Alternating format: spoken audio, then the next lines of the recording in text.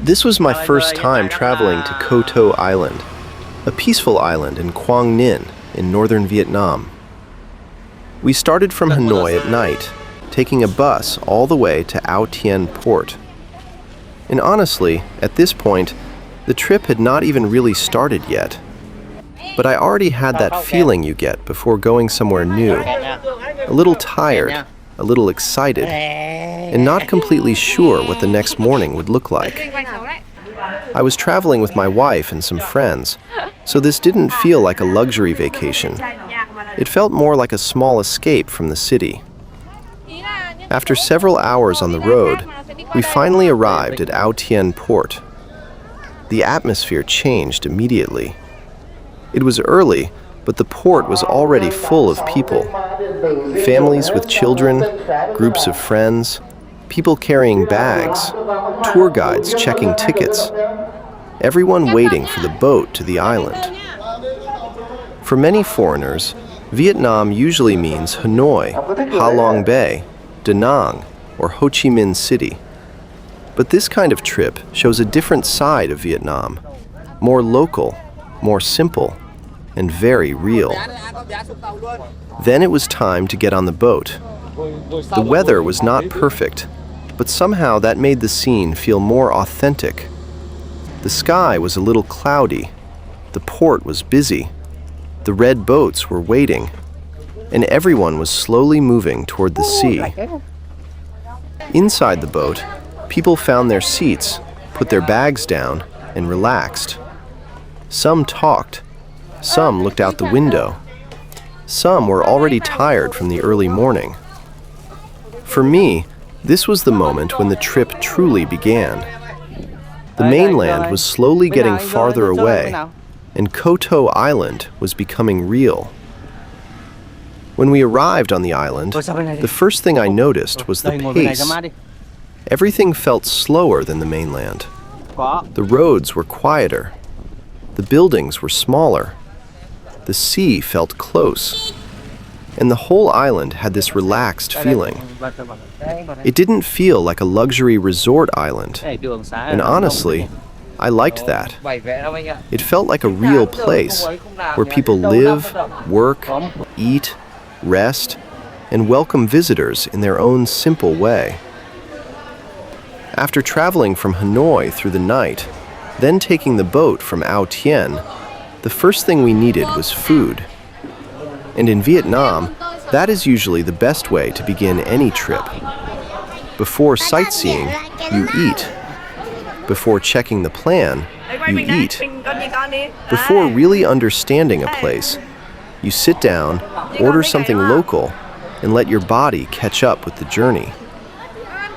The meal was simple, but after a long trip, it felt exactly right. And that is one thing I love about traveling in Vietnam. Food is never just food. It is part of the experience. After eating, we started moving around the island. The roads in Cô To felt quiet and open. You could see small cafes, local houses, seafood restaurants, guest houses, and Vietnamese flags along the streets. Every few minutes, the sea appeared between the trees and buildings. It was not overly polished. It was not trying too hard to impress tourists. And maybe that is why it felt so nice.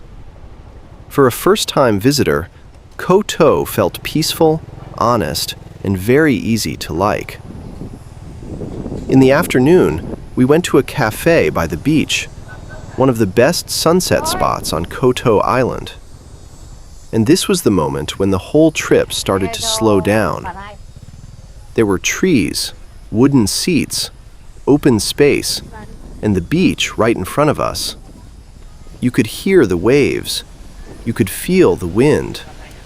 And the sunlight slowly became warmer over the water. It was not the kind of place where you need to do anything special. You just sit down, order a drink, look at the sea, and suddenly the whole day feels lighter. This was probably one of my favorite moments of the trip. Not because something big happened, not because it was expensive, not because it was a famous landmark, but because it felt peaceful. My wife and friends were relaxing. People around us were taking photos. Children were playing near the beach, and everyone seemed to be enjoying the same quiet sunset. Sometimes, the best travel moments are not the big ones. They are the simple moments, when you finally stop moving and just feel where you are. After sunset, the mood changed completely. It was time for dinner. We went to a famous buffet restaurant on the island, and right away, the atmosphere was full of life. Bright lights, busy tables, fresh seafood, hot pots boiling, people walking around with plates, staff moving quickly, everyone choosing what they wanted to eat. This is a very Vietnamese kind of dinner. It is not quiet. It is not formal. It is not slow and delicate. It is lively, social, a little chaotic, and very fun. The buffet had so many choices: seafood, grilled dishes, vegetables, sauces, noodles, hot pot ingredients, and everyone kept going back for more. For foreigners visiting Vietnam, this kind of meal is more than just eating. It is an experience. You don't just eat your own plate quietly. You cook together. You pass food to each other. You try what someone else recommends. You wait for the soup to boil. You taste different sauces. You talk, laugh, and eat at the same time. That night, the seafood was good. But the feeling of sitting together after a full day of traveling made it even better. By the end of dinner, everyone looked full, happy, and a little tired. And that is one of the best feelings when you travel. You spend the whole day moving from one place to another. Bus, port, boat, island, beach, cafe, restaurant. And then finally, you sit at a table with people you like, eating good food, and you realize the long journey was worth it. That is exactly how this night felt. After dinner, we went out to explore the island at night. And surprisingly, Koto became very lively. There were colorful lights, families walking around, kids playing, small electric vehicles, music, street games, and people enjoying the cool evening air. During the day, the island felt calm, but at night, it had a different kind of energy. Not like a big city, more like a small local festival where everyone comes outside after dinner. It felt simple, friendly, and very local. One of the most interesting parts of the night was seeing the little rides and games on the street.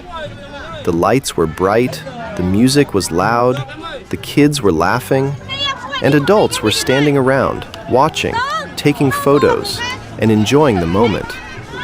It was not a huge amusement park. It was small, it was casual, but it had so much charm. When you travel, these are the moments that often stay in your memory.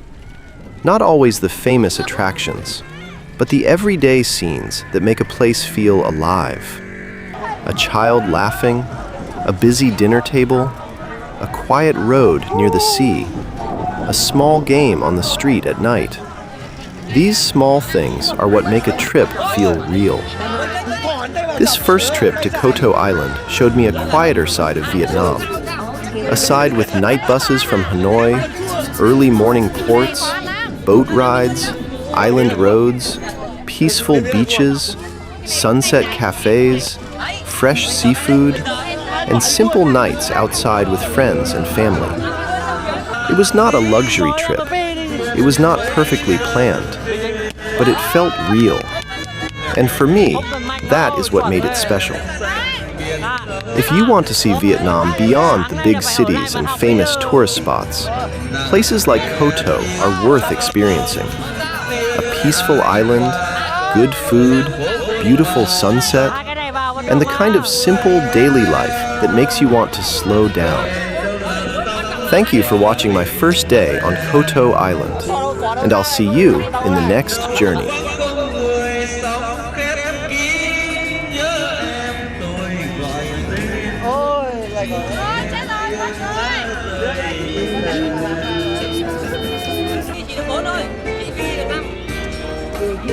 Cho em xin một cái em đi chơi nhá. Em đi chơi. Đấy cũng xịt nhưng mà. Không phải có chuyện gì ạ.